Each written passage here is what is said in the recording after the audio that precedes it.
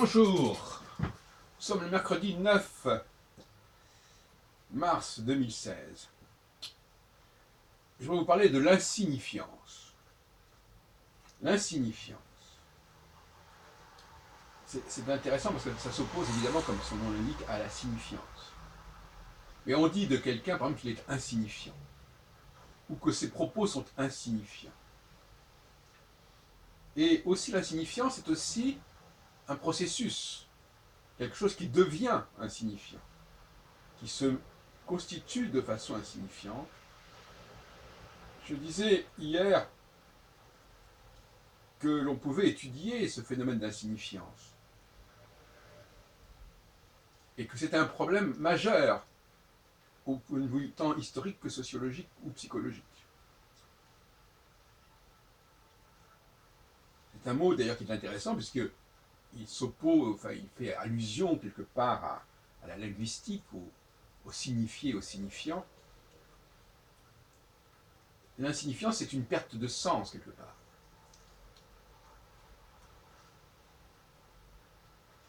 Mais c'est aussi quelque chose qui devient dérisoire, qu'on l'on rend dérisoire. Le mot dérisoire, la racine de dérisoire, c'est rire. Ça devient une bouffonnerie. J'en ai déjà parlé dans une précédente vidéo, mais je n'employais pas ce mot d'insignifiance. Par exemple, moi qui ai travaillé énormément d'années sur Nostradamus, j'en suis arrivé dans mon post-doctorat, que j'ai soutenu en 2007, à l'idée que l'on avait pris des textes en prose de Nostradamus et qu'on les avait rendus en quatrain, en vers.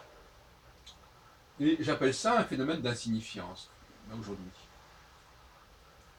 C'est-à-dire que le propos qui était complètement rationnel, qui était complètement cohérent, qui était complètement fondé sur des observations astronomiques, sur un certain savoir astrologique, etc.,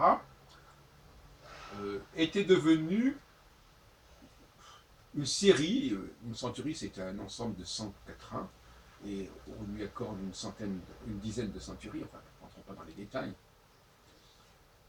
On peut parler d'insignifiance. On peut aussi parler d'insignifiance quand quelqu'un qui a des choses intéressantes à dire finit par devenir insignifiant. Finit par faire des plaisanteries faciles, des jeux de mots. On va lui dire qu'il a une voix agréable, mais on se fout un peu de ce qu'il dit. C'est très relatif. L'insignifiance, c'est aussi relativiser le sens intrinsèque. Ou, si l'on préfère, superposer au sens initial d'autres lectures possibles complètement fantaisistes. À ce moment-là, on devient insignifiant parce que tout le monde peut vous faire dire ce que vous voulez. C'est un peu ce qui s'est passé avec Nostradamus. Donc, la question est de savoir si les hommes, quand ils fréquentent les femmes, tendent à l'insignifiance. C'est-à-dire que ce qu'ils font, ce qu'ils disent, perd de sa portée, en tout cas perd de sa dimension initiale, de ce qu'elle est véritablement en soi, pour être interprétée, pour être reçue, ressentie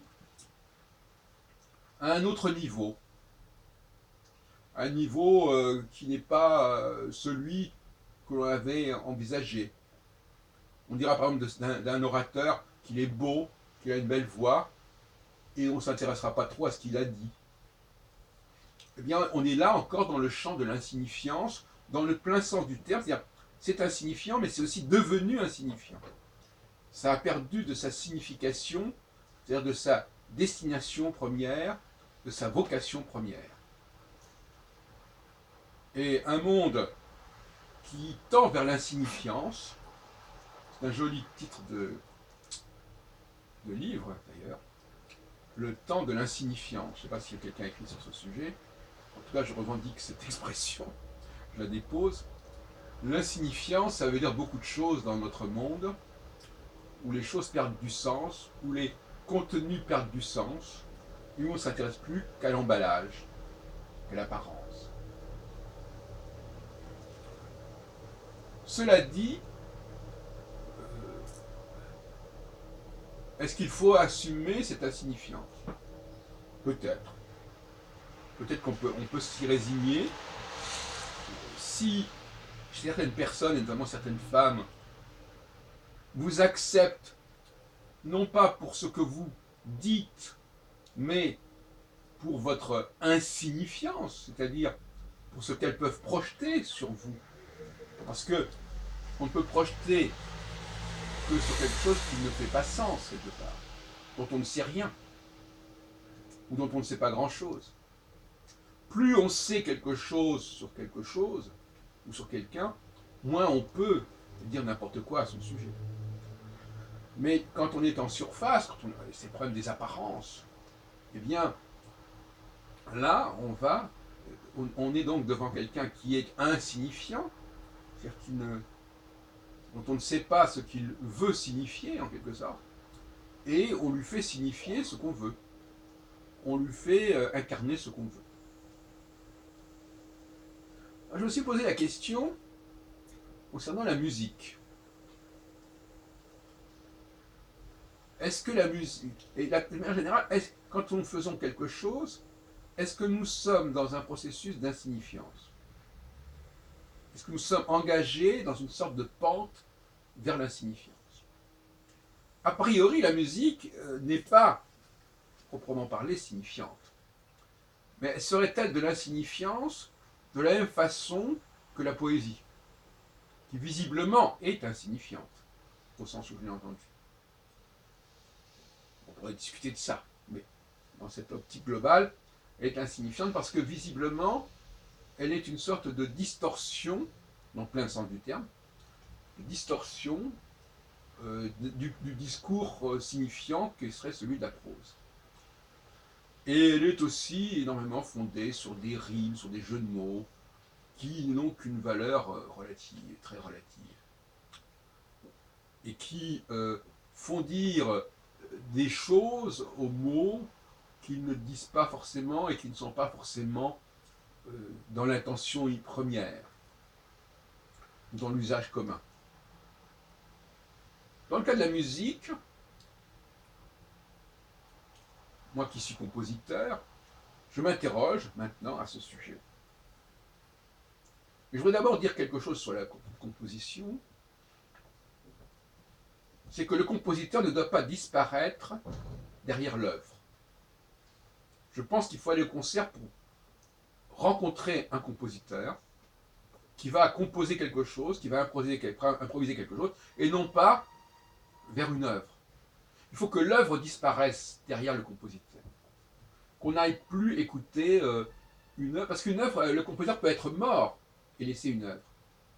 Donc, le culte des œuvres, c'est la mort du compositeur.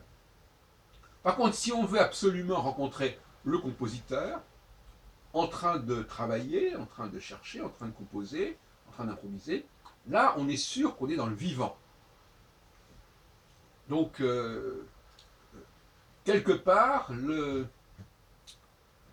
compositeur devient insignifiant à travers son œuvre. Et il faut revenir à la source, c'est-à-dire au compositeur lui-même.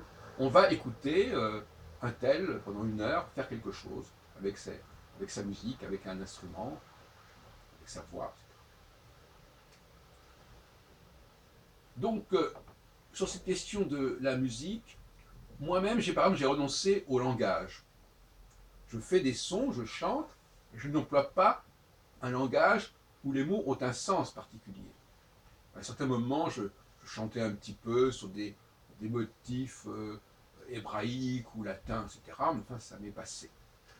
Maintenant, j'emploie des onomatopées, même pas des voyelles, des vocalises.